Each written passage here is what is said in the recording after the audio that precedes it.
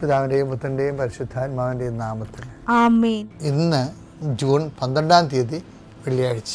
അമ്മേ പരിശുദ്ധ അമ്മേ, അമ്മേ പരിശുദ്ധമേ, ദൈവമാതാവേ, കൃപാസനത്തിലൂടെ ഞങ്ങളുടെ ദേശത്തിനും അമ്മ മധ്യസ്ഥം തേടി തന്ന എല്ലാ അനുഗ്രഹങ്ങൾക്കും കൃപകൾക്കും ഞങ്ങളിപ്പോൾ ഹൃദയം നിറഞ്ഞ നന്ദി പറയുന്നു. അമ്മേ പരിശുദ്ധമേ, ദൈവമാതാവേ, 2004 ഡിസംബർ 7 ഉച്ചകഴിഞ്ഞ് 2:30 കൃപാസനത്തിൽ സംഭവിച്ച അമ്മയുടെ പ്രത്യക്ഷപ്പെടലിനെ കുറിച്ച് തിരുസഭയ്ക്ക് സമർപ്പിച്ചിരിക്കുന്ന പഠനരേഖകളുടെ സഭാത്മകമായ പഠനം ആരംഭിക്കുവാൻ ഞങ്ങൾ പ്രാർത്ഥിക്കുന്നു. അമ്മേ പരിശുദ്ധമേ, ഭൂസ്വർലോകങ്ങളുടെ രാജ്ഞിയായ അങ്ങേയ്ക്ക് ഭൗമസംരക്ഷണത്തിനായി പ്രപഞ്ചപ്രകൃതിയെ തന്നെ തിരുസഭ പ്രതിഷ്ഠിക്കുവാൻ ഈ പ്രത്യക്ഷീകരണം വഴി ഇടയാക്കണമേ. പരിശുദ്ധമേ, ജപമാല മാതാവേ, സകല കൃപാസനം പ്രാർത്ഥനയോടും ചേർത്ത് ഞങ്ങളിപ്പോൾ പ്രാർത്ഥിക്കുന്ന ഈ കുടുംബത്തിന്റെ പ്രത്യേക നിയോഗം പറ മക്കളെ.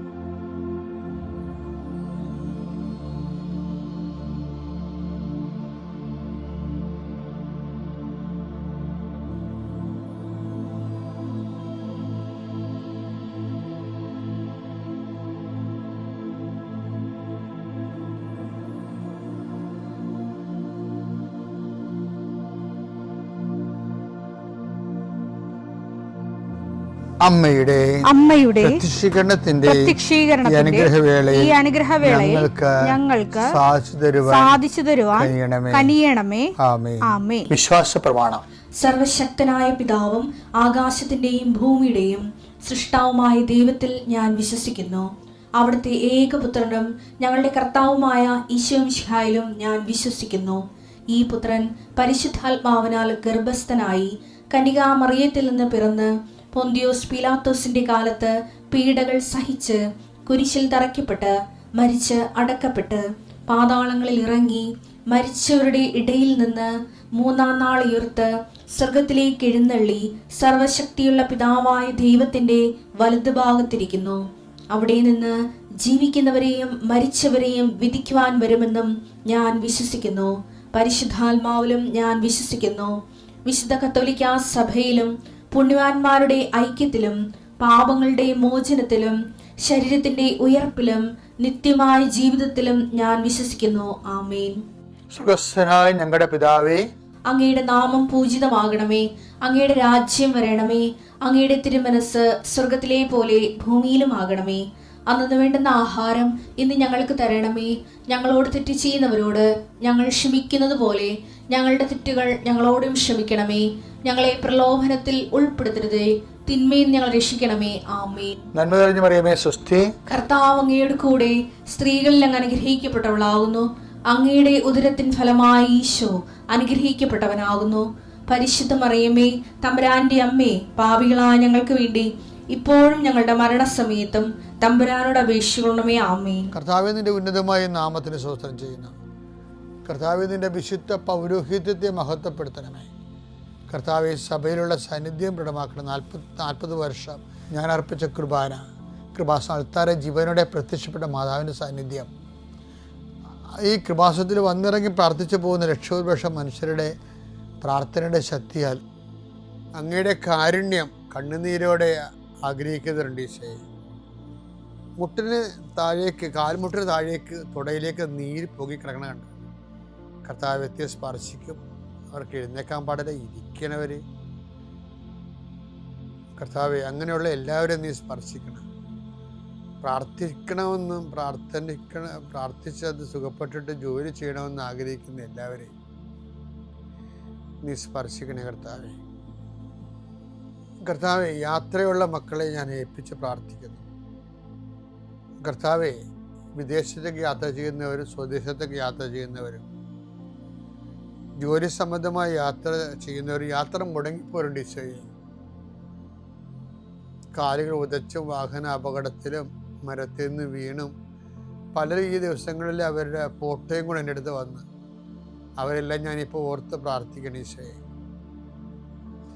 ഈശോ, നിന്റെ തിരുമുറുപാടുന്ന വലതുകരം, ആണിപ്പടുതാർന്ന അത്ഭുതകരം കിടപ്പ് രോഗികളുടെ മേൽ നീ നീട്ടണമെന്ന് പ്രാർത്ഥിക്കുന്നു. അടിപ്പിണർ പോലെ വൈദാഘാതം പോലെ ദൈവിക ശക്തി അവരിലേക്ക് ആവഹിക്കണമേ എന്ന് പ്രാർത്ഥിക്കുന്നു. നീ പോകുന്നിടത്തെല്ലാം നിന്റെ കൂടെ ഞാനുണ്ടാകുന്ന നല്ല ചില കർത്താവേ, നിന്റെ ചൈതന്യം അവരിലേക്ക് ആവശിക്കുകയും എൻ്റെ പ്രാർത്ഥനയിൽ ആശ്രയിച്ചിരുന്ന് പ്രാർത്ഥിക്കുമ്പോൾ എൻ്റെ കാര്യം അച്ഛൻ പറഞ്ഞില്ലല്ലോ എന്ന് ഓർത്ത് ഇപ്പം സങ്കടപ്പെടുന്നവരെ അവർ മനസ്സിൽ വിചാരിക്കുന്ന കാര്യത്തിൻ്റെ മേലെ മാതാവിൻ്റെ മധ്യസ്ഥത്തിൽ യേശു നാമത്തിലെ വിടുതൽ ലഭിക്കട്ടെ. പിതാവും പുത്രനും പരിശുദ്ധാത്മാവിൽ നീക്കുവാമേ. എൻ്റെ പ്രിയപ്പെട്ടവരെ, നമ്മുടെ ആധ്യാത്മിക മുന്നേറ്റത്തിലെ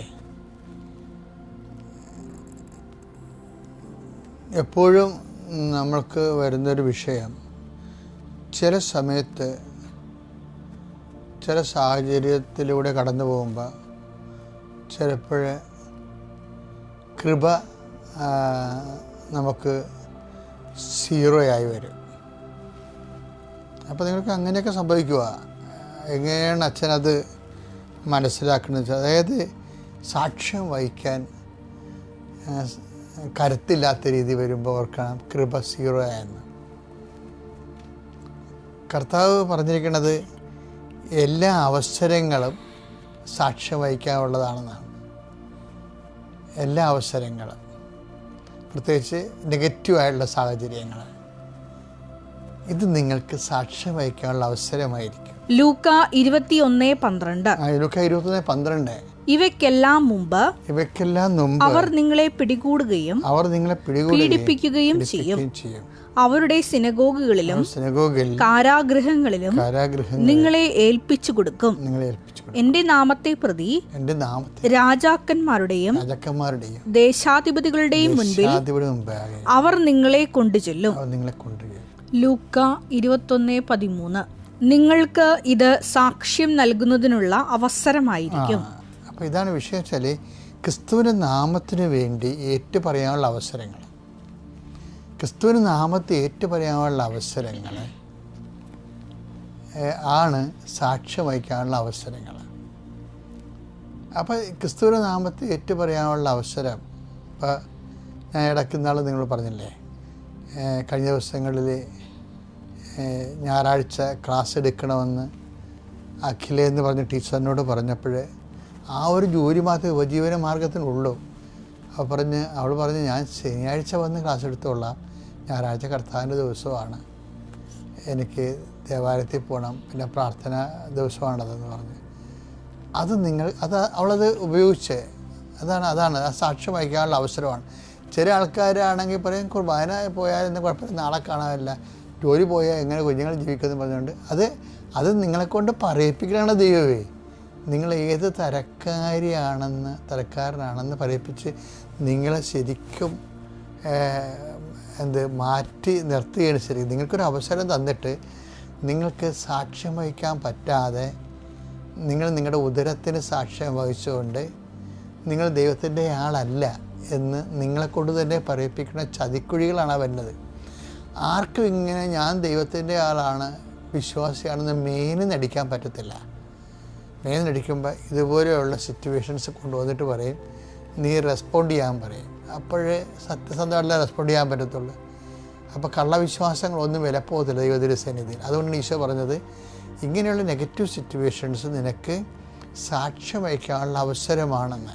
അപ്പം മോശ കാലഘട്ടവും കാലാവസ്ഥയും ജീവിത അവസ്ഥയും കർത്താവിന് സാക്ഷ്യം വഹിക്കാനുള്ള, പിന്നീട് എന്ത് സംഭവിക്കും ആ സാക്ഷ്യത്തിൽ നമ്മൾ ജയിച്ചാൽ പിന്നെ നിൻ്റെ ജീവിതം മൊത്തം ദൈവം ഏറ്റെടുക്കുകയാണ്, നിന്നെയും നിന്റെ കുഞ്ഞുങ്ങളെയും എല്ലാം. അപ്പോൾ വലിയൊരു അനുഗ്രഹത്തിന് മുമ്പാണ് ദൈവം സാക്ഷ്യം വഹിക്കാനുള്ള അവസരം തരണത്. അതെപ്പോഴും നമ്മൾ ഓർത്തേക്കണം. എല്ലാ അനുഗ്രഹങ്ങൾക്കും മുമ്പും സാക്ഷ്യം വഹിക്കാനുള്ള അവസരം തരും. ചിലർക്കത് മനസ്സിലാവും, ചിലരങ്ങനെ ഉറപ്പിച്ച് നിൽക്കും. കഴിഞ്ഞ ദിവസങ്ങളിൽ ആൻജുവാൻ്റെ സാക്ഷ്യം ഇടയ്ക്ക് ഞാൻ പറയാറുണ്ട്. കാനഡയിൽ അവർക്ക് ജോലിയില്ല, വിവാഹം കഴിച്ചിട്ടില്ല, അവർക്ക് 28 വയസ്സുണ്ട്, അവർക്ക് പഠിക്കണവർ. പക്ഷേ എന്ത് ചെയ്യും? എന്നാലും ഈ ബൈബിളും കൊണ്ടുപോയി അവൾ ജോലി ചെയ്ത സ്ഥലത്ത് ബൈബിൾ വെക്കും. അപ്പോൾ ബൈബിളിനെ വിമർശിക്കുന്ന ആൾക്കാരുണ്ടാകും, ബൈബിൾ വിശ്വസിക്കാത്തവരുണ്ടാകും. അവർക്ക് ഭയങ്കര സന്തോഷമുണ്ട് കേൾക്കാൻ. കാര്യത്തിൽ ആ ഒരു ത്രെഡ് എടുത്തിട്ട് അവരോട് കർത്താവിനെ കുറിച്ച് അവൾ പറയും. അങ്ങനെയാണ് ഓരോ ജീവിതത്തിൻ്റെ ആ സാക്ഷ്യം വഹിക്കാനുള്ള അവസരം.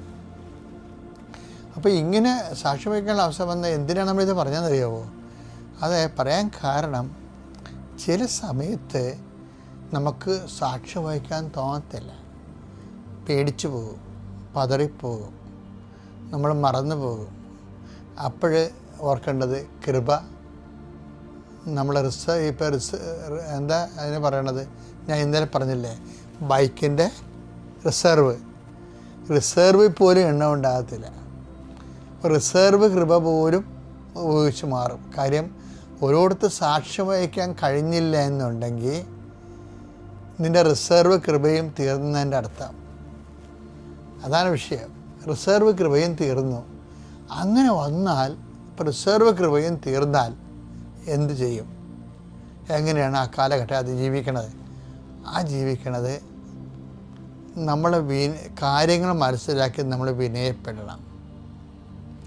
വിനയപ്പെട്ട് യേശുവിനെ ഈ ബാങ്ക്രപ്റ്റ്സായിട്ടുള്ള അവസ്ഥയിലേക്ക് യേശുവിനെ ചലിപ്പിച്ച് കൊണ്ടുവരണമെന്നുണ്ടെങ്കിൽ അമ്മ മാതാവിൻ്റെ ഒരു വലിയൊരു സന്ദേശം എന്താ? അവിടുന്ന് തൻ്റെ ദാസിയുടെ വിനീത അവസ്ഥ തൃക്കൺ പാർത്തു. അപ്പോൾ നമ്മളത് നമ്മുടെ തെറ്റ് അക്സെപ്റ്റ് ചെയ്തിട്ട് ദൈവത്തിൻ്റെ കരുണയ്ക്ക് വേണ്ടി പ്രാർത്ഥിച്ചിട്ട് നമ്മൾ ദൈവതിരുസന്നിധിയിൽ അപ്പീസ് ചെയ്ത് നമ്മളെ തന്നെ വിനയപ്പെടുത്തണം. അപ്പോൾ അങ്ങനെ വിനയപ്പെട്ട് കഴിയുമ്പോൾ അതാണ് ഈ ശതാധിപനൊക്കെ സംഭവിക്കുന്നത്. ശതാധിപനെ വായിച്ച് ലൂക്ക 7:6-7 തിരുവചനങ്ങൾ. അവൻ വീടിനോട് അടുക്കാറായപ്പോൾ ആ ശതാധിപൻ തന്റെ സ്നേഹിതരിൽ ചിലരെ അയച്ച് അവനോട് പറഞ്ഞു. ഇയാളുടെ കൃപ റിസർവാണ്. കാര്യം എന്താണ്? ഇയാളെ ശതാധിപന് ഒത്തിരി കൊല്ലായിട്ട് നടക്കുന്ന ആളാണ്. കൃപ റിസർവിൽ ഇല്ല, കൃപ ഇല്ല.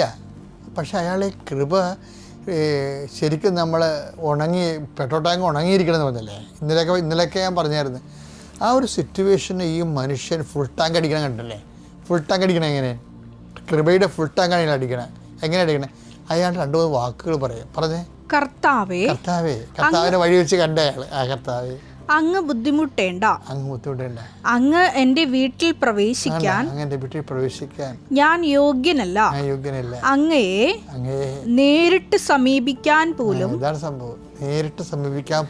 എനിക്ക് യോഗ്യതയില്ല എന്ന് ഞാൻ വിചാരിച്ചു. അങ്ങ് ഒരു വാക്കുച്ചരിച്ചാൽ മാത്രം മതി. വിജാതിനായി മനുഷ്യൻ പറഞ്ഞ വാക്കാണ് കർത്താവ് കുർബാന വരുമ്പോൾ ഇന്ന് സഭ പറയണത്. എന്താണ്?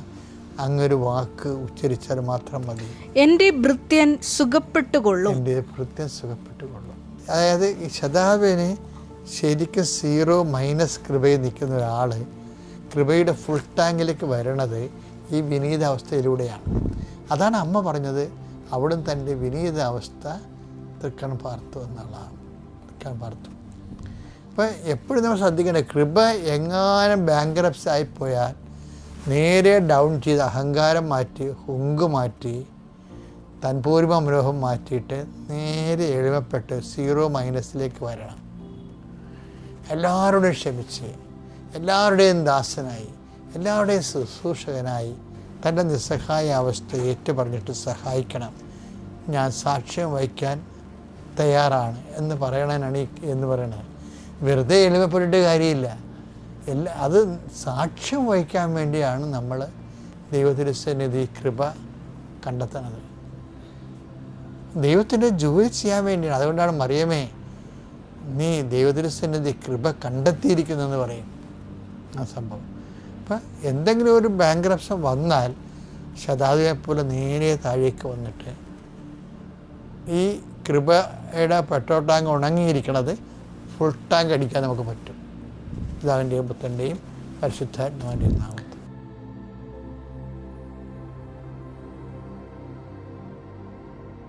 അത്യപൂർവ ദൈവാനുഭവങ്ങൾ ഇനി നിങ്ങൾക്കും സ്വന്തം. ഈ യൂട്യൂബ് ചാനൽ ഇതുവരെ സബ്സ്ക്രൈബ് ചെയ്തിട്ടില്ലെങ്കിൽ ഇപ്പോൾ തന്നെ സബ്സ്ക്രൈബ് ചെയ്യുക. ഈ വീഡിയോ ഇപ്പോൾ തന്നെ നിങ്ങളുടെ സുഹൃത്തുക്കൾക്ക് ഷെയർ ചെയ്തുകൊണ്ട് കർത്താവിന്റെ പ്രേക്ഷിതരാകുക.